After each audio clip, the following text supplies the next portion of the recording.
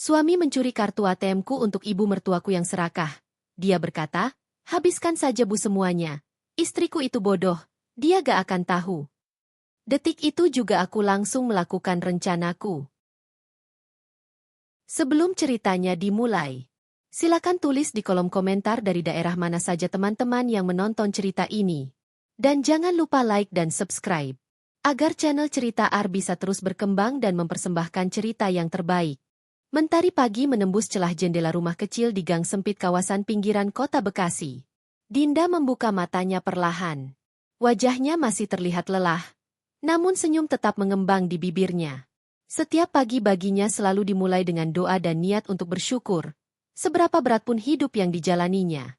Rumah yang ia tempati bersama suaminya, Heri, sederhana, hanya terdiri dari 2 kamar, 1 ruang tamu mungil, dapur kecil, dan kamar mandi di belakang. Dindingnya sudah mulai kusam, tapi Dinda selalu berusaha menjaga kebersihan agar tampak rapi dan nyaman. Ia bangun lebih pagi dari Heri, seperti biasa. Dengan langkah ringan, ia menuju dapur, menyalakan kompor gas kecil, dan mulai menanak nasi. Aroma bawang goreng dan sambal tercium samar, mengisi ruangan sempit itu dengan kehangatan sederhana. Heri masih tertidur di kamar. Wajahnya tenang namun sedikit kusut. Dinda melirik dari pintu, lalu tersenyum kecil. Masih tidur juga, padahal udah hampir jam 7. Gumamnya pelan. Setelah sarapan siap, Dinda mengganti pakaian, kemeja putih rapi dan celana bahan hitam. Ia bekerja di butik kecil milik temannya di kawasan Sumarekon. Gajinya tidak besar, tapi cukup untuk memenuhi kebutuhan rumah dan menabung sedikit demi sedikit. Ia tidak pernah mengeluh, karena ia percaya kerja keras akan membawa kebahagiaan di kemudian hari. Mas, bangun ya. Aku udah siapin sarapan, ucapnya lembut sambil menepuk bahu Heri. Heri mengerang kecil, memalingkan wajah ke arah lain. Iya, Din, bentar lagi. Ngantuk banget, semalam begadang nonton bola. Dinda tersenyum, meski dalam hatinya ada rasa jengkel kecil. Ya udah, tapi jangan lupa sarapan dulu. Nanti perut kosong sakit. Iya, jawab Heri setengah malas, lalu kembali menarik selimut. Dinda menghela napas, lalu keluar kamar. Ia menyiapkan bekal makan siang untuk Heri, meski tahu seringkali bekal itu hanya disentuh sedikit. Tapi bagi Dinda, melayani suaminya adalah bentuk cinta dan tanggung jawab, meskipun tidak selalu dibalas dengan perhatian yang sama.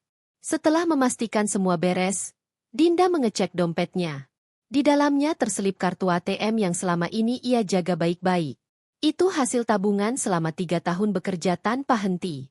Ia menatap kartu itu sebentar, lalu tersenyum kecil. Sedikit lagi cukup buat DP rumah. Semoga aja Mas Heri senang, bisiknya. Heri keluar dari kamar dengan rambut acak-acakan. Ia duduk di kursi ruang tamu dan menguap lebar. Mau kemana kamu hari ini, Din? Tanyanya datar. Kerja, Mas. Kayak biasa. Nanti sore baru pulang. Heri mengangguk sambil mengambil roti di meja. Oh, ya udah. Aku mau coba cari kerjaan lagi ke bengkel. Katanya ada lowongan. Syukurlah, Mas. Semoga keterima ya, ucap Dinda penuh harap. Heri tidak menjawab, hanya mengangguk kecil. Ia memang sudah lama menganggur setelah keluar dari tempat kerja sebelumnya karena sering bolos. Sejak itu, beban rumah tangga sebagian besar ditanggung Dinda.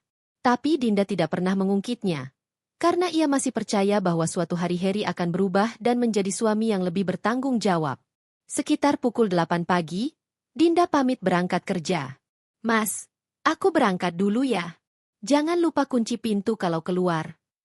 Iya, hati-hati di jalan, jawab Heri singkat sambil memainkan ponselnya. Langkah Dinda meninggalkan rumah terasa ringan. Tapi ada kekosongan di dadanya. Setiap kali melangkah keluar, ia merasa seperti keluar dari ruang penuh harapan tapi juga penuh lelah. Ia hanya ingin hidupnya tenang, rumah tangganya bahagia, dan suaminya belajar menghargai semua perjuangan kecil yang ia lakukan. Sementara itu, setelah Dinda pergi, Heri duduk di kursi dan menatap sekeliling rumah. Pandangannya jatuh pada dompet Dinda yang tergeletak di atas meja kecil dekat pintu. Ia mengambilnya perlahan, membuka sedikit, lalu melihat beberapa lembar uang 50 ribuan dan kartu ATM di dalamnya. Kerja terus, tapi pelit banget, gumamnya pelan. Paling juga buat ditabung. Padahal ibuku butuh uang. Ia menutup dompet itu lagi, menaruhnya di tempat semula, lalu beranjak keluar untuk merokok di teras. Di benaknya, terlintas wajah ibunya. Retno, wanita tua yang keras kepala dan selalu menuntut perhatian lebih. Ia tahu ibunya sering kesal pada Dinda, karena dianggap terlalu hemat dan tidak menuruti semua permintaannya. Sore hari, Dinda pulang dengan langkah letih. Di tangannya ada kantong plastik kecil berisi lauk dan sayur. Ia masuk rumah, melihat Harry sedang duduk menonton TV. "Mas, udah makan?" tanya Dinda sambil tersenyum. "Belum." "Kamu beli apa?" jawab Harry tanpa menoleh. "Sayur lodeh sama ikan goreng. Aku masak tadi pagi, tinggal dipanasin." Suasana hening sesaat.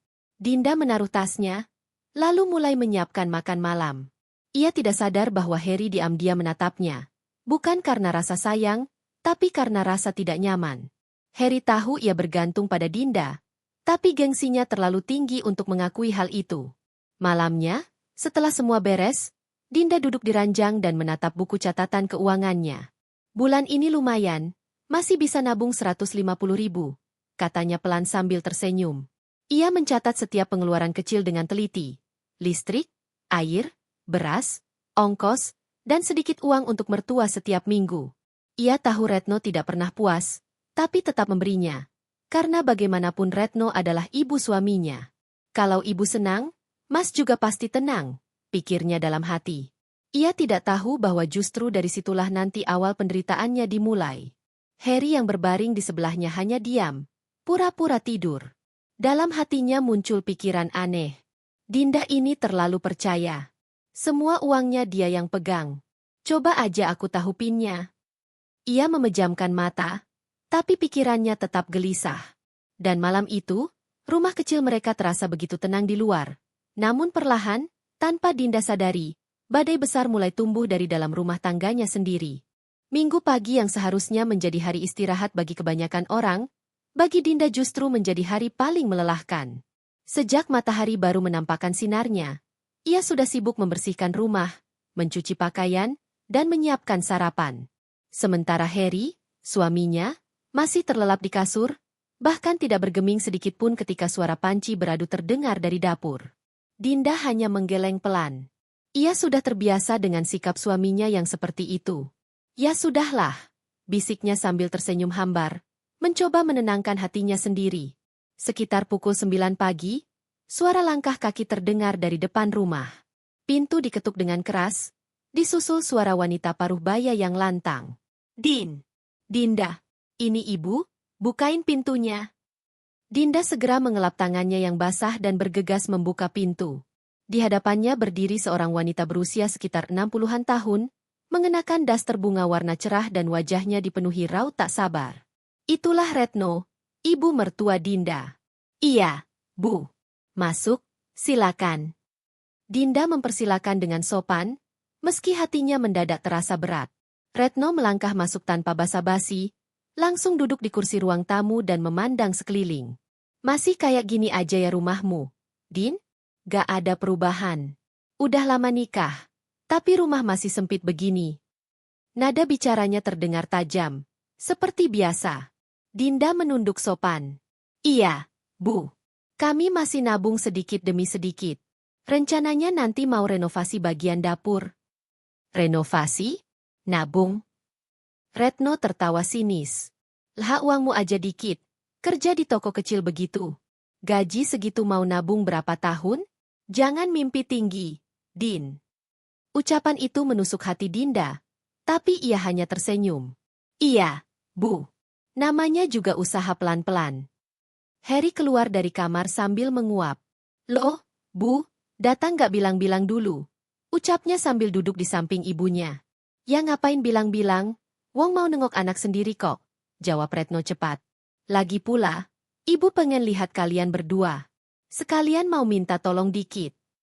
Nada, minta tolong, itu sudah sangat familiar bagi Dinda. Setiap kali Retno datang dan mengucapkan kalimat itu, pasti diakhiri dengan permintaan uang. Dinda segera menyiapkan minuman hangat. "Ini Bu, teh manisnya." Retno hanya melirik sekilas. Gula dikit banget ini. Din, kamu tuh kalau bikin teh jangan pelit begitu. Kayak orang gak punya aja. Dinda menelan ludah. Maaf, Bu, nanti saya tambah gulanya. Harry ikut tertawa kecil. Haha, iya, Din. Kamu tuh kalau bikin teh jangan kayak buat orang sakit. Dinda tersenyum kecut. Ia sudah sangat hafal cara Retno mempermalukannya. Dan bagaimana Harry selalu membenarkan ibunya. Beberapa menit kemudian, Retno mulai membuka topik yang sebenarnya. Mas Harry, ibu butuh uang. Nak, katanya dengan suara dibuat lembut, namun matanya tajam. Uang lagi, Bu? Tanya Harry pelan. Ya iya, Harry. Namanya juga hidup. Listrik rumah ibu udah nunggak 2 bulan. Kamu kan anak laki-laki satu-satunya. Masa ibu harus pinjam ke tetangga? Malu, Nak. Harry menatap Dinda sekilas, lalu menunduk. Dinda bisa langsung menebak arah pembicaraan itu. Bu, ucap Dinda hati-hati, bulan ini pengeluaran lumayan banyak. Saya baru bayar cicilan motor dan belanja bulanan. Kalau ibu berkenan, mungkin minggu depan saya bisa bantu sedikit. Retno langsung menatapnya tajam. Sedikit? Kamu tuh pelit banget, Din. Masa sama mertua sendiri aja perhitungan? Kamu gak kasihan sama ibu yang udah tua? Harry ikut menimpali. Din, masa sih gak bisa bantu ibu? Ibu butuh sekarang, bukan nanti. Dinda terdiam sejenak. Ia tahu, apapun alasannya, Harry selalu berdiri di pihak ibunya. Iya, Mas. Nanti aku usahakan, ya. Tapi untuk sekarang aku cuma ada 150.000 di dompet. Boleh ibu ambil dulu? Retno langsung menyambar uang itu tanpa rasa sungkan. Nah, gitu dong, Din. Kalau bisa jangan nunggu diminta dulu. Namanya juga keluarga. Maaf, Bu, jawab Dinda pelan. Setelah Retno pulang, suasana rumah jadi sunyi. Dinda mencuci gelas-gelas di dapur, matanya mulai berkaca-kaca. Ia tidak marah karena uangnya diminta, tapi karena caranya selalu membuatnya seolah bersalah. Ia hanya ingin dihargai, bukan dianggap mesin pencetak uang. Dari ruang tamu, Harry berseru, kamu tuh jangan terlalu hitung-hitungan sama ibu, Din. Beliau kan orang tua. Kalau gak kamu bantu, siapa lagi? Dinda menatap air keran yang mengalir. Aku gak hitung-hitungan, Mas. Aku cuma pengen ibu juga ngerti kalau aku kerja gak gampang. Ya kerja emang harus capek, Din. Tapi kalau buat orang tua, ya jangan ngeluh. Jawab Harry ringan, lalu kembali menonton TV. Dinda menatap punggung suaminya lama-lama. Di matanya, ada kesedihan yang tak bisa diucapkan. Ia menahan diri agar tidak menangis, tapi hatinya terasa perih. Setiap kali ia berusaha keras untuk keluarga, justru dianggap pelit. Ia ingat bagaimana dulu sebelum menikah, Harry tampak begitu penyayang dan lembut. Tapi setelah menikah, semua itu berubah pelan-pelan. Ia tidak tahu kapan tepatnya cinta mereka mulai terasa berat di satu sisi saja. Sore menjelang malam, Retno menelepon Harry. Dinda yang sedang melipat pakaian di ruang tengah mendengar percakapan itu dari jauh. Mas, jangan kasih tahu ibu kalau uangnya cuma segitu. Ya, suara Dinda sempat terdengar pelan. Tapi Harry menjauh ke teras dan berbicara lebih pelan. Iya, Bu, uangnya udah saya ambil. Iya, nanti saya kasih lagi kalau Dinda gajian minggu depan. Tenang aja, Bu. Saya tahu cara ambilnya tanpa dia tahu. Dinda yang awalnya tidak terlalu memperhatikan tiba-tiba terdiam. Hatinya berdebar. Ia tidak yakin apa yang baru saja ia dengar, tapi nada suara Harry terdengar mencurigakan. Ia berjalan perlahan ke dapur, pura-pura menaruh baju, tapi telinganya tetap waspada. Namun sebelum sempat ia mendengar lebih banyak, Harry masuk kembali sambil menatapnya. Kamu nguping ya? Suaranya terdengar datar tapi tajam. Enggak, Mas. Aku cuma mau ambil air. Udahlah, gak usah sok kepo. Lagi ngomong sama ibu aja kamu curiga. Harry berlalu begitu saja, meninggalkan Dinda dalam kebingungan dan rasa tidak nyaman. Malam itu, Dinda tidak bisa tidur. Ia memandangi langit-langit kamar sambil memeluk bantal. Setiap kata Retno terngiang di kepalanya. Tentang, pelit, tidak berguna, tidak tahu diri. Air matanya menetes pelan. Kenapa semua yang kulakukan selalu salah di mata mereka? Bisiknya lirih. Ia menatap wajah Harry yang terlelap di sebelahnya, lalu mengusap matanya sendiri. Dalam hati kecilnya, mulai tumbuh rasa takut bahwa apa yang ia dengar sore tadi bukan sekadar salah paham. Dan tanpa ia sadari, malam itu adalah awal dari rahasia kelam yang perlahan akan terungkap dalam rumah tangganya. Hari berganti minggu, minggu berganti bulan. Dinda masih menjalani rutinitasnya seperti biasa, bekerja, mengurus rumah, dan berusaha menjadi istri yang baik bagi Harry.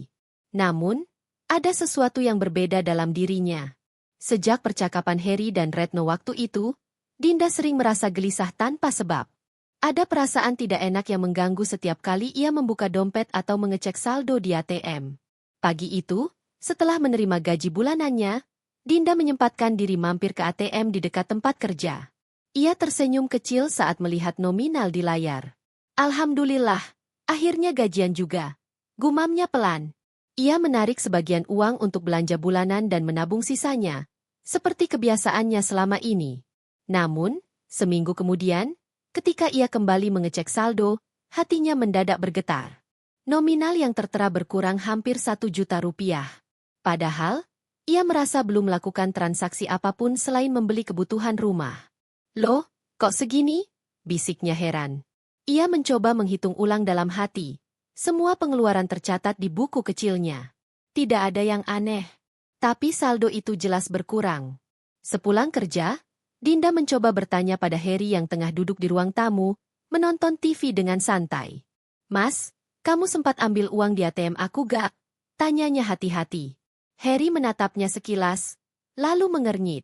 Ngapain aku ambil uangmu? ATM aja aku gak tahu pinnya. Oh, iya, aku cuma nanya. Soalnya saldo aku kok tiba-tiba berkurang. Aku gak ingat pernah tarik uang segitu. Harry mendengus pelan. Mungkin kamu salah hitung. Atau jangan-jangan kamu yang lupa udah narik. Kan kamu sering belanja tuh, kadang gak sadar. Dinda menatap suaminya lama, lalu mengangguk pelan. Iya, mungkin aku yang salah ingat. Ia mencoba menghapus rasa curiga itu. Tapi di dalam dadanya, ada sesuatu yang berbisik, perasaan aneh yang menolak diam. Beberapa hari kemudian, kejadian serupa terjadi lagi. Kali ini saldonya berkurang lebih besar, 2 juta rupiah. Dinda mulai panik. Ia segera ke bank untuk mengecek mutasi rekening.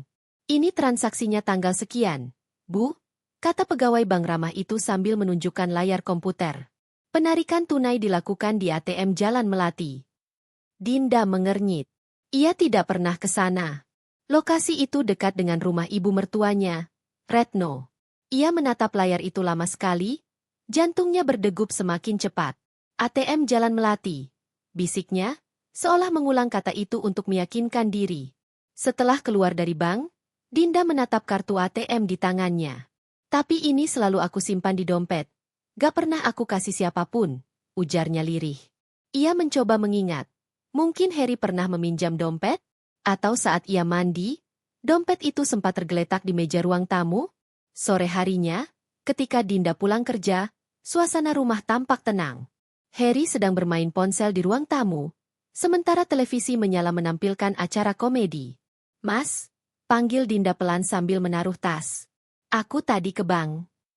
Harry menoleh sebentar. Ngapain ke bank? Aku mau tanya soal saldo aku yang tiba-tiba berkurang. Katanya, ada transaksi penarikan di ATM dekat rumah ibu. Wajah Harry langsung berubah. Sekilas, ia tampak kaget, tapi cepat-cepat menutupi ekspresinya. Oh ya? Mungkin ada orang lain yang nyontek kartu kamu kali. Sekarang banyak kasus kayak gitu. Din, skimming, katanya. Iya sih, tapi anehnya, kartu aku gak pernah hilang. Harry tertawa kecil, berusaha santai. Kamu tuh terlalu panikan. Sudahlah, gak usah mikir aneh-aneh. Uang bisa dicari lagi. Dinda terdiam, lalu mengangguk. Tapi dalam hatinya, ada sesuatu yang mulai tumbuh. Rasa curiga yang sulit ia redam. Beberapa malam kemudian, Dinda sedang menyiapkan cucian ketika tanpa sengaja melihat Harry membuka dompetnya di ruang tamu. Harry tampak terburu-buru. Saat itu Dinda berjalan pelan ke arah kamar dan berpura-pura tidak melihat. Tapi matanya menangkap jelas, kartu ATM-nya di tangan Harry. Degupan jantungnya langsung berpacu cepat. Ia menahan napas di balik pintu kamar, berusaha tenang. Harry menatap kartu itu sebentar, lalu menulis sesuatu di kertas kecil, mungkin nomor PIN, kemudian menaruhnya kembali. Setelah itu, ia beranjak keluar rumah dengan alasan, beli rokok. Dinda berdiri kaku. Tangannya gemetar hebat. Matanya mulai basah. Tapi ia tidak ingin langsung menuduh. Ia berjalan pelan ke arah meja tempat dompetnya diletakkan. Benar saja, posisi kartu ATM sedikit bergeser dari tempat semula. Ia menatapnya lama, tubuhnya mulai lemas. Ya Allah, Mas Harry, apa yang kamu lakukan? Bisiknya parau. Malam itu, Dinda tidak bisa tidur. Harry sudah tertidur lelap. Sementara ia memandangi langit-langit kamar dengan air mata mengalir pelan. Di kepalanya berputar-putar kenangan tentang kerja kerasnya selama ini. Lembur di butik, menahan lapar demi bisa menabung, membeli bahan makanan murah agar bisa menekan pengeluaran. Semua ia lakukan demi masa depan bersama Harry. Namun kini, semua usahanya terasa seperti sia-sia. Ia memejamkan mata, berharap ini hanya mimpi buruk. Tapi sayangnya, perasaan itu semakin kuat. Harry memang mengambil uangnya. Keesokan harinya, Dinda mencoba bersikap seperti biasa. Ia tidak ingin gegabah. Saat Harry pergi keluar rumah, ia memeriksa buku catatannya lagi, menghitung semua pengeluaran dan sisa tabungan yang seharusnya ada. Jumlahnya benar-benar tidak masuk akal. Sudah hampir setengah tabungannya hilang tanpa jejak. Ia lalu menatap ponselnya, membuka aplikasi mobile banking, dan menarik napas panjang. Kalau ini terus dibiarkan, mereka akan habiskan semuanya, ucapnya pelan. Kau pikir aku bodoh, Mas? Aku tahu apa yang kau lakukan. Namun, alih-alih marah, Dinda hanya tersenyum getir. Ia tidak ingin bertindak gegabah. Ia tahu Harry bisa memutarbalikkan keadaan kapan saja. Ia harus tenang dan menunggu waktu yang tepat. Sore itu, Retno datang lagi ke rumah. Seperti biasa, suaranya lantang dari depan pintu. Din, Harry ada gak? Ibu mau ngomong. Harry keluar tergesa-gesa, seolah sudah menunggu kedatangan itu. Oh, ibu datang. Masuk, Bu, katanya antusias. Dinda hanya menatap dari dapur. Ia memperhatikan keduanya berbicara pelan, saling berbisik. Retno tampak senang, bahkan tertawa kecil sambil menggenggam sesuatu. Dinda yakin itu uang. Ia menatap pemandangan itu lama, dadanya terasa sesak. Malamnya, saat Harry sudah tertidur, Dinda memberanikan diri membuka ponsel suaminya yang diletakkan di meja. Ia tidak pernah melakukan itu sebelumnya. Tapi kali ini ia merasa harus tahu kebenarannya. Dengan jari gemetar, ia membuka pesan WhatsApp. Di sana, matanya membesar saat membaca isi percakapan antara Harry dan ibunya. Harry, Bu, saya udah ambil lagi uang Dinda. Habiskan aja ya buat bayar utang kemarin. Retno, iya, Nak. Cepat kasih ibu. Jangan lama-lama, nanti dia curiga. Harry, tenang aja Bu, istriku itu bodoh. Dia gak akan tahu. Dinda menutup mulutnya menahan tangis. Tubuhnya bergetar hebat. Air matanya jatuh deras tanpa bisa dibendung. Malam itu, untuk pertama kalinya, cinta yang selama ini ia rawat dengan kesetiaan, terasa seperti kaca yang retak, tajam, menyakitkan, dan siap melukai siapapun yang menyentuhnya. Pagi itu udara terasa lebih dingin dari biasanya. Dinda terbangun lebih awal dari Harry. Matanya sembab karena semalaman ia tak bisa tidur, terus memikirkan keanehan yang terjadi pada saldo rekeningnya. Setiap kali ia menarik uang, jumlahnya selalu berkurang jauh dari yang ia perkirakan. Padahal, ia selalu mencatat setiap pengeluaran dengan rapi di buku kecil di laci meja rias. Her, kamu tadi malam ambil uang buat apa? Tanya Dinda pelan ketika Harry baru saja keluar dari kamar mandi, masih mengenakan kaos oblong dan handuk di leher. Uang apa lagi? Aku nggak ambil apa-apa, jawab Harry datar sambil menyalakan rokoknya. Dinda diam. Ia menatap wajah suaminya dalam-dalam, berusaha membaca kebenaran dari sorot matanya. Tapi Harry terlalu pandai bersikap tenang. Namun, hati kecil Dinda tak bisa dibohongi. Ada sesuatu yang disembunyikan Harry. Sejak beberapa minggu lalu, Harry memang sering keluar rumah diam-diam dengan alasan membeli rokok atau menemui teman. Tapi setiap kali Dinda bertanya, jawabannya selalu sama, nggak penting, Cuma urusan kecil. Siang itu, Dinda memutuskan pergi ke bank sendirian. Ia ingin memastikan semua transaksi terakhir di rekeningnya. Saat petugas bank memberikan lembaran riwayat transaksi, tangan Dinda bergetar hebat. Ada beberapa penarikan uang tunai yang dilakukan melalui ATM, jam-jamnya selalu larut malam, saat Dinda sudah pasti tertidur. Tapi yang membuatnya benar-benar terdiam adalah satu hal, lokasi penarikan. Semua dilakukan di dekat rumah ibu mertua, Retno. Air mata Dinda menetes tanpa sadar. Ia menggenggam kertas transaksi itu erat, jantungnya berdetak cepat. Ia ingin menolak kenyataan, tapi data tak bisa berdusta. Sore harinya, Dinda sengaja berpura-pura tidur lebih awal. Ia menunggu dengan sabar. Benar saja, sekitar pukul 11 malam, ia mendengar suara langkah pelan Harry. Ia mengintip dari sela pintu kamar, melihat Harry mengambil dompetnya dengan hati-hati lalu keluar rumah. Dengan napas bergetar, Dinda mengikuti dari kejauhan. Ia bersembunyi di balik pohon besar di ujung jalan. Dari situ ia melihat Harry naik ke motor tuanya dan melaju ke arah rumah ibunya. Sekitar 20 menit kemudian, Dinda tiba di depan rumah Retno. Ia berjongkok di balik pagar bambu, menahan napas.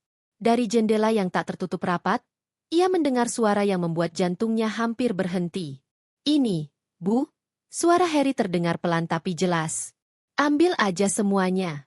Istriku itu nggak bakal tahu." Dia pikir uangnya masih utuh di ATM. "Ah, anakku memang pengertian," sahut suara Retno, serak namun penuh kepuasan. "Uang perempuan itu memang lebih baik buat ibunya sendiri daripada buat dia. Istrimu terlalu polos." Tangan Dinda gemetar. Air matanya jatuh tanpa bisa ditahan. Ia tak percaya, orang yang selama ini ia cintai dan percayai sepenuhnya tega melakukan hal sekeji itu. Bukan hanya mencuri, tapi juga menjelek-jelekan dirinya di hadapan ibu mertua yang selalu menuntut lebih. Harry tertawa kecil, seolah merasa bangga. "Biar aja, Bu. Dia pikir aku sayang sama dia. Padahal ya, selama dia nurut aja udah cukup. Toh semua ini buat ibu juga kan?" "Betul, Nak. Ibu memang cuma punya kamu," jawab Retno sambil tersenyum. Malam itu, dunia Dinda runtuh. Ia pulang dengan langkah gontai, wajahnya pucat dan matanya sembab. Ia tak lagi menangis, hatinya terlalu sakit untuk bisa mengeluarkan air mata. Sesampainya di rumah, ia duduk di tepi ranjang. Kertas transaksi bank yang tadi ia simpan kini berada di tangannya lagi. Ia menatapnya lama, lalu berbisik lirih, "Kalian pikir aku nggak akan tahu?" Senyum pahit muncul di sudut bibirnya. Untuk pertama kalinya, Dinda merasakan sesuatu yang berbeda. Bukan hanya sedih, tapi juga tekad yang membara. Ia tahu, mulai malam itu, hidupnya tak akan sama lagi. Dan mereka berdua akan menyesal telah menganggapnya bodoh. Malam itu menjadi malam terpanjang dalam hidup Dinda. Ia duduk di ruang tamu dengan lampu temaram, memandangi lantai tanpa fokus. Di tangan kirinya masih tergenggam kertas bukti transaksi dari bank, sementara tangan kanannya menggenggam foto pernikahan yang sudah kusam di pinggirnya. Senyum Harry dalam foto itu terasa seperti ejekan. Air matanya tak lagi deras. Ia sudah terlalu lelah untuk menangis. Hanya sesekali dadanya naik turun berat, menahan emosi yang memuncak. Ia mencoba menenangkan diri, tapi setiap kali teringat ucapan Harry, "Istriku itu bodoh, Bu. Habiskan saja uangnya." Dadanya seperti diremas dari dalam. Pagi menjelang, Harry pulang dengan wajah santai seolah tak ada apa-apa. Ia bahkan sempat bersiul kecil sambil meletakkan helm di atas meja. "Pagi, Din. Tumben bangun pagi," ucapnya dengan nada biasa, seakan tak ada dosa di balik matanya. Dinda menatap suaminya lama, tapi bibirnya tetap diam. Ia tak ingin bertengkar, belum saatnya. Ia ingin Harry tetap merasa aman. Tapi yang tak bisa ia sembunyikan adalah sorot matanya yang kini berubah. Dingin. "Her, nanti sore aku mau ke pasar. Mau beli bahan buat masak," katanya pelan. "Oh, ya udah. Sekalian beli rokok kalau sempat," jawab Harry enteng, lalu masuk kamar mandi. Begitu pintu tertutup, Dinda menunduk dan menutup wajahnya dengan kedua tangan. Air mata itu akhirnya jatuh juga. Ia berusaha kuat, tapi rasa sakit di dadanya begitu dalam. Bukan hanya karena uangnya dicuri, Tapi karena pengkhianatan itu datang dari dua orang yang seharusnya ia percayai, suami dan ibu mertuanya. Siang itu, Dinda mencoba tetap beraktivitas seperti biasa. Ia membersihkan rumah, mencuci pakaian, memasak, bahkan menyiapkan makan siang untuk Harry. Tapi semuanya terasa hambar. Setiap langkahnya seperti dibayangi suara tawa Harry dan ibunya malam tadi.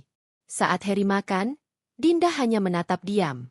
"Mas, uang tabungan kita masih ada, kan?" tanyanya perlahan. Harry tersedak sedikit, tapi cepat menutupi. "Masih, Din. Kenapa nanya gitu?" Dinda tersenyum tipis. "Cuma pengen tahu aja. Takutnya ada yang salah catat." "Oh, enggak. Semua aman kok," sahut Harry sambil menunduk. Dinda hanya mengangguk. Tapi di dalam hatinya seperti ada sesuatu yang hancur lagi. Setiap kali Harry berbohong, hatinya semakin remuk. Ia ingin marah. Tapi ia juga tahu marah sekarang tak akan mengubah apa-apa. Sore hari, Dinda pergi ke pasar sendirian. Di sepanjang jalan, pikirannya kacau. Wajah Harry dan Retno terus muncul bergantian. Ia berhenti di pinggir jalan, menatap bayangannya sendiri di kaca toko. Wajahnya tampak lelah, matanya merah.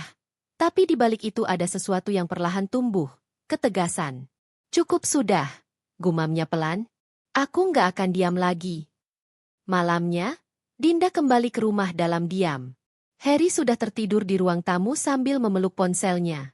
Dinda memperhatikan wajah itu lama, lalu pandangannya turun ke saku celana Harry. Ia melihat ujung kartu ATM miliknya mencuat sedikit. Tangan Dinda bergetar saat mengambil kartu itu. Tangannya dingin, tapi matanya kini tenang. Ia tahu kebenaran sudah bulat di depan matanya. Dinda masuk ke kamar, duduk di ranjang, dan memeluk bantal. Tangisnya pecah kali ini, bukan karena lemah, tapi karena luka itu sudah terlalu dalam untuk ditahan. "Kenapa, Her? Kenapa kamu tega?" bisiknya di antara isak. "Aku nggak minta banyak, cuma pengertian, tapi kamu malah buat aku kayak orang bodoh." Ia menangis lama, sampai tubuhnya lelah. Namun di balik air mata itu, ada sesuatu yang berubah dalam dirinya. Luka itu bukan lagi hanya rasa sakit. Itu menjadi bahan bakar bagi tekad yang semakin kuat. Menjelang tengah malam, Dinda menatap kartu ATM itu sekali lagi. Ia tahu, mulai besok pagi, ia tak akan jadi perempuan yang sama lagi. Ia akan bangkit. Dan luka yang tak bisa ia tahan hari ini, akan menjadi alasan baginya untuk melawan. Pagi itu, matahari bersinar lembut menembus tirai kamar yang terbuka sedikit. Dinda duduk di depan meja rias, menatap wajahnya di cermin. Wajah itu tampak lelah dan pucat. Tapi ada sesuatu yang berbeda. Matanya kini tak lagi kosong. Ada api kecil yang menyala di sana. Ia sudah berhenti menangis. Air matanya telah habis, digantikan oleh tekad yang dingin dan tajam. Semalam, ia telah memutuskan, cukup sudah ia menjadi korban. Kini saatnya ia mulai bertindak. Dinda membuka laci meja, mengambil buku kecil tempat ia mencatat semua transaksi keuangan rumah tangganya. Ia membolak-balik halaman itu, memperhatikan detail yang selama ini ia abaikan. Ia menulis ulang semua pengeluaran, mencatat setiap jumlah yang hilang, dan mencocokkannya dengan bukti transaksi dari bank. Setiap angka yang hilang terasa seperti luka baru, tapi juga memperkuat niatnya. "Kalau mereka bisa main diam-diam, aku juga bisa," gumamnya pelan. Hari itu, Dinda pergi ke bank tanpa memberitahu Harry. Ia menutup rekening lamanya dan membuka rekening baru atas namanya sendiri, di bank yang berbeda. Tak ada yang tahu, tidak Harry, tidak Retno. Ia juga mengganti PIN ATM barunya dengan angka yang hanya ia tahu. Setelah itu, ia pergi ke konter ponsel untuk membeli kartu SIM baru. Ia menyimpannya di dompet, diam-diam. Ia berencana menggunakan nomor itu untuk hal penting nanti. Rencana besar yang sedang ia susun.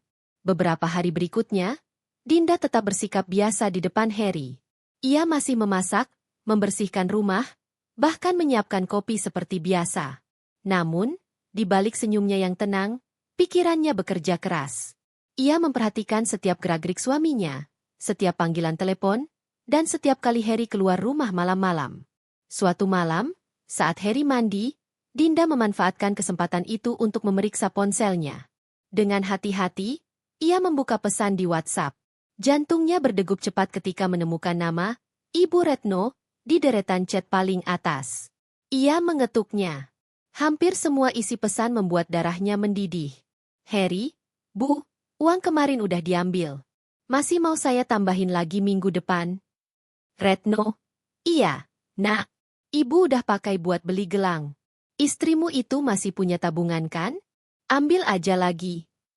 Harry, tenang, Bu. Dia nggak bakal curiga.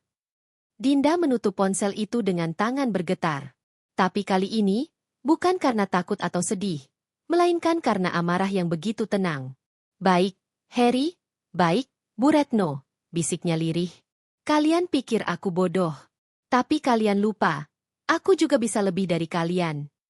Keesokan harinya, Dinda mulai menjalankan rencananya. Ia mulai bersikap lebih ramah pada ibu mertua, bahkan sengaja datang berkunjung sambil membawa buah tangan. Retno terlihat senang sekali, tak menyadari apa yang sedang direncanakan menantunya. Wah, Dinda, tumben banget datang bawa buah, ucap Retno tersenyum sinis.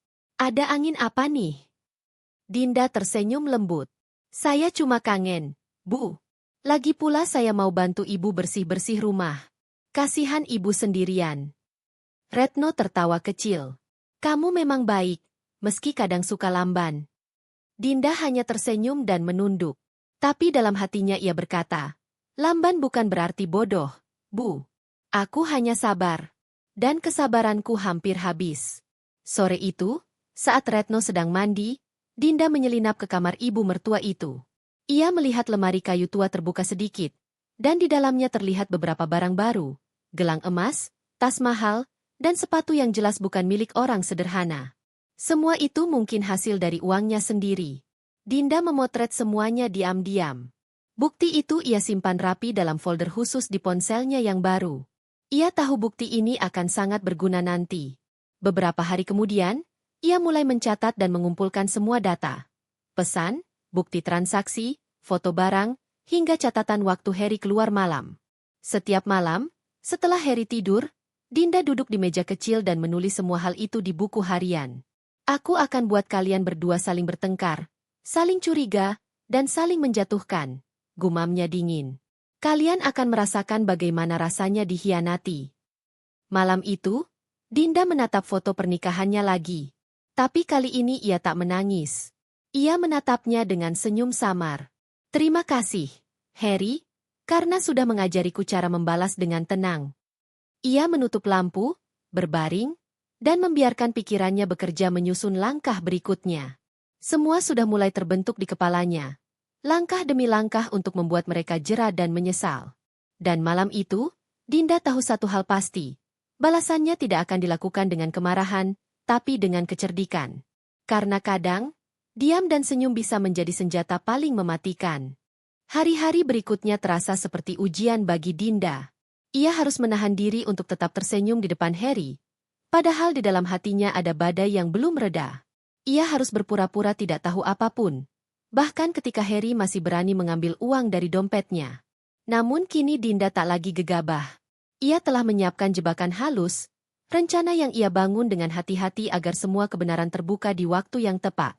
Suatu pagi, Dinda berpura-pura lupa meletakkan kartu ATM di dalam tas, dan dengan sengaja menaruhnya di meja ruang tamu. Ia ingin tahu apa yang akan dilakukan Harry. Ia menatap jam dinding. Pukul 7 pagi, Harry bersiap hendak keluar rumah dengan alasan, mau ke bengkel motor. Namun sebelum keluar, Harry sempat melirik meja ruang tamu. Ia melihat kartu itu. Matanya berbinar cepat, tapi ekspresinya tetap dibuat santai. Dinda memperhatikan dari dapur melalui pantulan kaca jendela. Harry melangkah perlahan ke arah meja, tangannya berusaha mengambil kartu itu tanpa suara. Tapi sebelum jemarinya menyentuhnya, Dinda tiba-tiba berkata dari dapur, Mas, itu kartuku di meja ya? Tolong jangan lupa simpanin ya, takut hilang. Harry langsung terkejut, tangannya kaku di udara. Iya, Din. Aku cuma mau pindahin aja ke tempat aman, katanya tergagap. Dinda keluar dari dapur dengan senyum datar. Terima kasih, Mas. Aku jadi tenang kalau Mas ikut jaga. Harry hanya bisa nyengir kaku. Dinda menatapnya sebentar sebelum kembali ke dapur. Dalam hatinya, ia tahu satu hal, Harry sudah mulai gelisah. Dan itu bagus, rencananya berjalan. Beberapa hari kemudian, Dinda mengatur langkah berikutnya. Ia sengaja menaruh bukti transaksi dan beberapa catatan pengeluaran di meja kerja Harry. Ia tahu, Harry pasti akan membaca diam-diam. Dan benar saja, malam itu, Harry terlihat duduk termenung di depan meja, memperhatikan kertas-kertas itu. Wajahnya pucat. Ia mulai merasa ada yang aneh. Dinda yang biasanya cerewet tentang uang, kini malah diam saja meski tabungannya berkurang. Harry mulai curiga. Jangan-jangan, dia udah tahu? Gumamnya pelan. Dinda yang mendengar dari balik pintu kamar pura-pura batu kecil dan berjalan keluar. Mas, ngapain bengong di situ? Enggak apa-apa. Cuma lihat catatan kamu aja. Jawab Harry cepat sambil menyembunyikan kertas itu. Oh, itu catatan pengeluaran bulan lalu. Aku mau mulai catat ulang semuanya supaya lebih rapi. Takut ada yang salah hitung. Ucap Dinda sambil menatapnya sekilas. Nada suaranya tenang. Tapi sorot matanya membuat Harry semakin gugup. Malamnya, Harry menelepon ibunya, Retno, dengan suara pelan di halaman belakang. Bu, kayaknya Dinda curiga. Dia kemarin ngomong soal rekening. Aku takut ketahuan. Retno menjawab dengan nada sebal, ya sudah, diam dulu beberapa minggu. Jangan ambil uangnya dulu. Kalau dia tahu, nanti repot. Tapi ibu kan masih butuh uang buat bayar cicilan gelang kemarin. Harry berbisik. Sudah, nanti aja. Jangan sampai istrimu itu tahu. Kalau sampai dia tahu, kamu bisa gawat, ujar Retno tajam. Dinda, yang ternyata berdiri di balik tirai dekat dapur, mendengar semua percakapan itu dengan jelas. Dadanya sesak, tapi wajahnya tetap datar. Kini ia tahu, mereka panik. Dan panik berarti langkah mereka mulai goyah. Keesokan harinya, Dinda mulai menyiapkan langkah terakhir sebelum segalanya ia buka. Ia menyalin semua bukti pesan, mencetak foto-foto barang milik Retno yang dibeli dari uang hasil curian, dan menyiapkan catatan transaksi bank yang menunjukkan semua pengambilan uang di dekat rumah ibu mertua. Semua ia masukkan ke dalam amplop coklat besar, disembunyikan di bawah tumpukan pakaian di lemari. Namun, nasib seolah bermain. Saat Dinda sedang mencetak bukti transaksi di rumah, printer tiba-tiba kehabisan tinta. Ia pun pergi ke toko fotokopi dekat rumah, meninggalkan amplop coklat itu di meja kerja. Harry, yang saat itu baru pulang lebih awal, masuk ke kamar dan melihat amplop itu. Rasa penasaran mengalahkan rasa takutnya. Ia membuka pelan-pelan dan melihat isinya. Begitu matanya menangkap lembaran foto gelang, catatan bank, dan tangkapan layar pesan dirinya dengan ibunya, tubuhnya langsung lemas. Ia tertegun. Tak percaya Dinda telah mengumpulkan semuanya. Napasnya memburu. Keringat dingin membasahi pelipisnya. Ya Tuhan, Dinda tahu semua. Gumamnya pelan. Saat itu juga, langkah kaki terdengar dari luar. Dinda baru saja kembali. Harry panik dan buru-buru menyembunyikan amplop itu di balik meja. Namun Dinda sudah melihat sesuatu dari ekspresi wajah suaminya. Tatapan matanya langsung menusuk. Mas, kamu kenapa pucat? Tanya Dinda dengan nada lembut tapi dingin. Harry menelan ludah. Enggak apa-apa. Cuma capek. Oh ya. Dinda melangkah pelan ke arah meja, melihat sekilas permukaan yang sedikit berantakan. Kamu nggak buka apa-apa di sini, kan? Harry langsung menggeleng cepat. Enggak, Din, sumpah. Dinda tersenyum tipis, lalu menatapnya lama. Baiklah, Mas. Kalau capek, istirahat aja dulu. Aku masakin teh. Namun di dalam pikirannya, Dinda tahu satu hal pasti. Harry sudah membaca semuanya. Dan itu berarti rencananya hampir sampai di puncak. Saat kebenaran tidak bisa lagi mereka sembunyikan. Malam itu, Dinda berdiri di depan jendela, menatap langit malam yang pekat. Angin dingin berembus perlahan, menyentuh pipinya yang masih basah oleh air mata kecil yang tak sengaja jatuh. Tunggu saja, Harry, bisiknya pelan. Kebenaran ini akan kubuka dengan cara yang paling menyakitkan. Pagi itu, rumah terasa begitu sunyi. Harry terbangun lebih pagi dari biasanya. Ia menatap sisi ranjang yang kosong, tempat di mana biasanya Dinda berbaring dengan rambut terurai lembut dan wajah tenang. Tapi kali ini, tidak ada siapapun. Harry menatap sekeliling, memanggil pelan. Dinda? Kamu di dapur? Namun, tak ada jawaban. Yang terdengar hanya suara jam dinding berdetak pelan di ruang tamu. Ia turun ke bawah, membuka pintu kamar mandi, dapur, bahkan halaman belakang. Semua kosong. Dinda benar-benar menghilang. Di meja makan, ada selembar surat kecil, dilipat rapi dengan tulisan tangan yang sangat ia kenal. Dengan tangan gemetar, Harry membukanya. Harry, aku pergi. Aku butuh waktu untuk menyembuhkan diriku. Aku lelah dituduh, dihina, dan dianggap tak berguna. Aku tidak tahu apakah aku akan kembali. Tapi aku ingin kamu tahu bahwa aku pernah mencintaimu dengan sepenuh hati. Jangan mencariku. Tolong, rawat dirimu dan jangan biarkan ibumu memperlakukanmu seperti boneka. Dinda. Surat itu jatuh dari tangannya. Harry terduduk lemas. Dinda, kamu pergi kemana? Gumamnya lirih. Sementara itu, di rumah ibunya, Bu Lastri sedang menyiapkan sarapan sambil bersenandung kecil. Ia tidak tahu apa yang terjadi.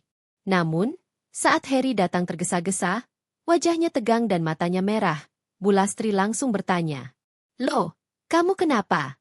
Ri? Kok panik gitu? Dinda, Bu, dia pergi. Dia ninggalin aku, ucap Harry dengan suara bergetar. Bu Lastri mendengus dingin. Bagus. Akhirnya dia sadar diri. Dari dulu juga ibu udah bilang, perempuan kayak dia gak pantas buat kamu. Bu, jangan ngomong gitu. Dia istri saya. Bentah Harry untuk pertama kalinya dengan nada tinggi. Bu Lastri terdiam, kaget mendengar nada marah dari anaknya sendiri. Harry melanjutkan dengan mata berkaca-kaca. Dinda itu sabar, Bu. Dia gak pernah lawan ibu. Walau ibu udah berkali-kali nyakitin dia. Tapi kali ini, dia gak kuat lagi. Ia menatap ibunya tajam. Semua ini salah kita, Bu. Salah saya, yang gak pernah belain istri saya sendiri. Bu Lastri mencoba menyangkal, tapi kata-kata Harry menusuk hatinya. Untuk pertama kalinya, wanita itu tak bisa bicara. Ia menatap wajah anaknya yang kini berubah. Lebih dewasa, lebih sadar. Hari berganti minggu. Harry mencari kemana-mana, rumah teman, saudara, bahkan ke kampung asal Dinda di Cirebon. Tapi tak ada jejak. Dinda benar-benar menghilang seperti ditelan bumi. Sementara itu, di kota lain, Bandung, Dinda berdiri di depan jendela sebuah rumah kecil sewaan. Ia mengenakan pakaian sederhana, rambutnya diikat seadanya. Wajahnya lelah, tapi sorot matanya kali ini berbeda. Tidak lagi penuh luka, tapi ada ketegasan dan ketenangan baru di sana. Ia menghela napas panjang. Aku harus mulai lagi dari nol. Tangannya meremas lembar kertas lain, surat balasan yang tak akan pernah ia kirim pada Harry. Mungkin suatu hari kamu akan mengerti, Harry. Aku pergi bukan karena aku tak cinta, tapi karena aku ingin menghargai diriku sendiri. Di kejauhan, matahari sore mulai tenggelam, menandakan berakhirnya satu bab dalam hidup Dinda, dan mungkin awal dari kebangkitan yang belum pernah ada sebelumnya. 2 tahun telah berlalu sejak Dinda menghilang tanpa kabar. Hidup Harry kini tak lagi sama. Ia kehilangan semangat, pekerjaannya berantakan, dan ibunya, Bu Lastri, kini jatuh sakit keras. Rumah yang dulu penuh suara pertengkaran, kini hanya diisi keheningan dan penyesalan. Setiap malam Harry duduk di ruang tamu sambil menatap foto pernikahannya bersama Dinda. Air matanya sering jatuh tanpa sadar. Kenapa aku baru sadar setelah semuanya terlambat? Gumamnya lirih. Sementara itu, di kota Bandung, kehidupan Dinda perlahan berubah. Ia kini bekerja di sebuah perusahaan desain interior kecil, dan berkat ketekunannya, dalam 2 tahun ia berhasil naik posisi menjadi kepala tim. Ia tidak lagi menjadi Dinda yang lembut dan mudah disakiti. Kini ia tegar, elegan, dan penuh percaya diri.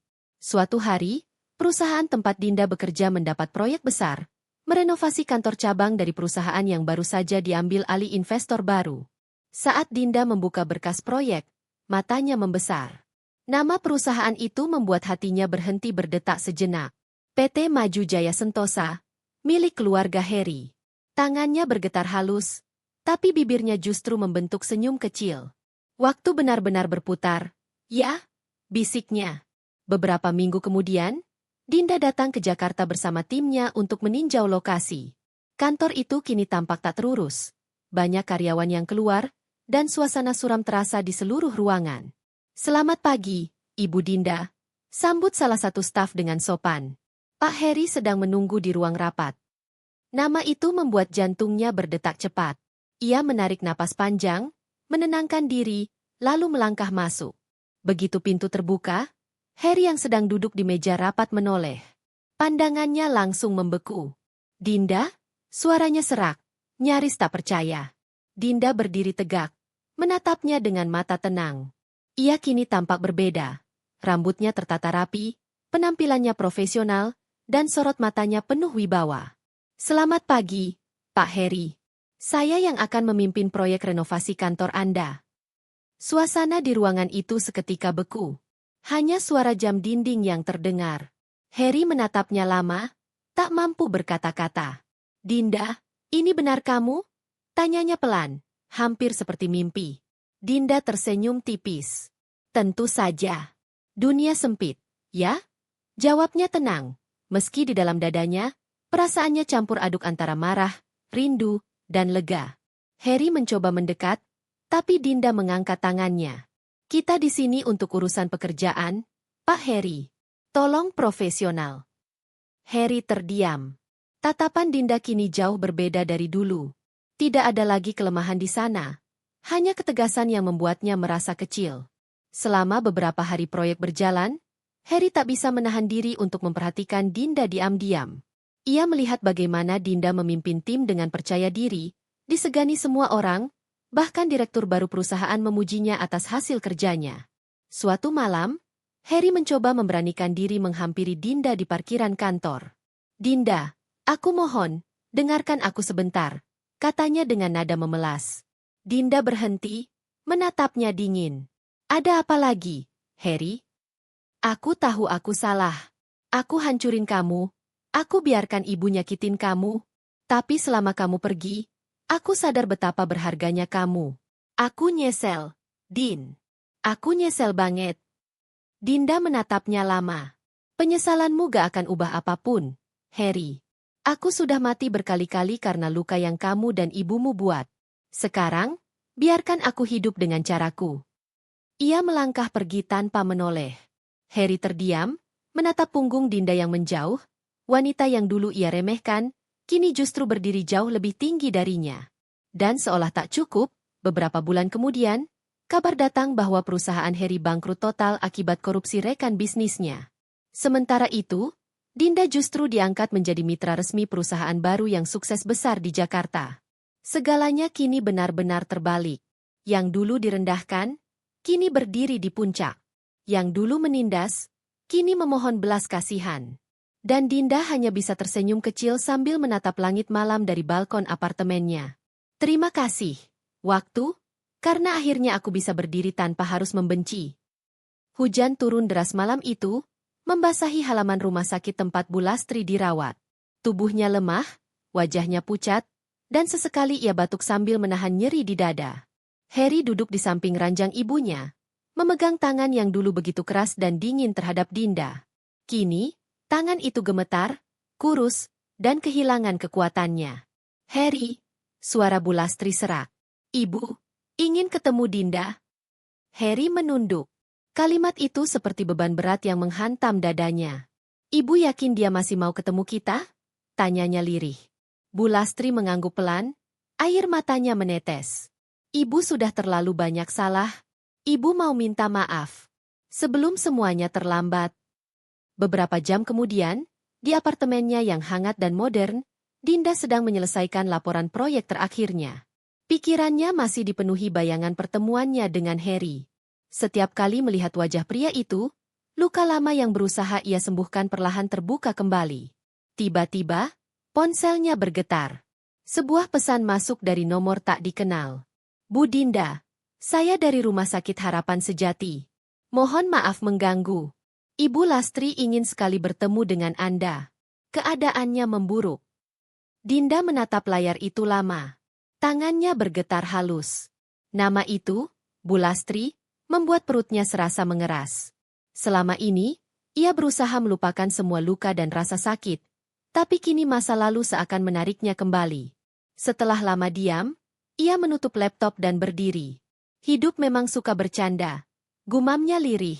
Ketika aku sudah tenang, masa lalu justru datang mengetuk.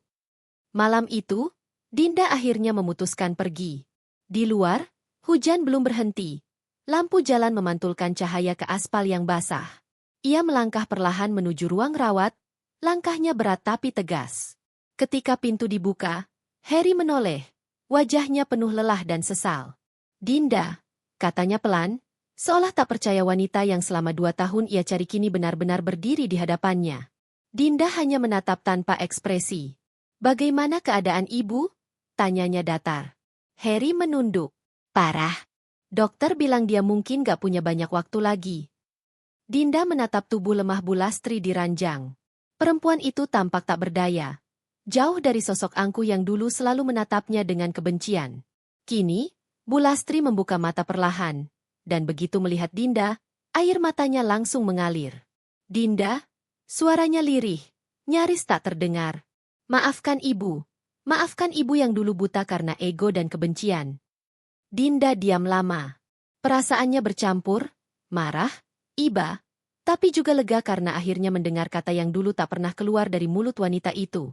"Apa ibu benar-benar sadar apa yang ibu lakukan?" Suaranya tenang tapi bergetar.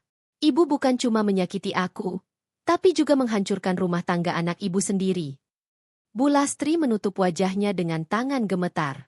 "Ibu tahu, dan ibu menyesal. Setiap malam ibu berdoa biar kamu mau maafin ibu." Dinda menarik napas panjang. Ia menatap Harry, yang kini tak mampu menatap balik. "Dan kamu, Harry, kamu tahu, luka yang kamu kasih gak bisa hilang begitu aja. Kamu bukan cuma ngambil uangku, tapi kamu ngambil kepercayaanku, harga diriku." Harry meneteskan air mata. Suaranya parau. "Aku tahu, Din. Aku bodoh. Terlalu nurut sama ibu, terlalu sombong, terlalu buta buat sadar siapa yang sebenarnya sayang sama aku." Ruangan itu dipenuhi keheningan panjang. Hanya suara detak mesin monitor jantung yang terdengar. Dinda menunduk, lalu perlahan mengambil tisu dan menyeka air mata Bulastri. "Saya sudah gak marah, Bu. Tapi saya juga gak bisa pura-pura lupa. Waktu gak bisa diulang. Saya cuma ingin semua ini berakhir tanpa kebencian." Bulastri menangis semakin keras, memegang tangan Dinda erat-erat. "Terima kasih, Nak. Terima kasih sudah datang." Namun di balik ketenangan itu, Harry tahu sesuatu sedang berubah dalam diri Dinda. Cara dia berbicara, caranya menatap, ada ketegasan baru di sana. Seolah ia memegang kendali atas segalanya sekarang. Ketika malam semakin larut, Dinda berdiri dan bersiap pergi. "Aku harap ibu cepat sembuh," katanya pelan. "Dan kamu, Harry, semoga kamu belajar menghargai apa yang dulu pernah kamu miliki." Harry menatapnya dengan pandangan kosong. "Dinda, aku masih sayang sama kamu," ucapnya dengan suara bergetar. Dinda berhenti di depan pintu. Ia menoleh perlahan. "Cinta tanpa tanggung jawab hanya akan melukai, Harry. Aku sudah belajar itu dari kamu." Lalu ia melangkah keluar, meninggalkan Harry yang terdiam di kursinya, di antara rasa bersalah, kehilangan, dan cinta yang sudah terlambat. Namun malam itu, Dinda tidak langsung pulang. Ia berhenti di bawah kanopi rumah sakit, menatap langit yang masih gerimis. Di dalam hatinya, ada perasaan campur aduk, perih, lega, tapi juga tanda tanya besar. Karena ia tahu, pertemuan ini bukan akhir. Ini hanya awal dari konfrontasi terakhir yang sebenarnya. Konfrontasi antara masa lalu yang menahannya, dan masa depan yang menantinya.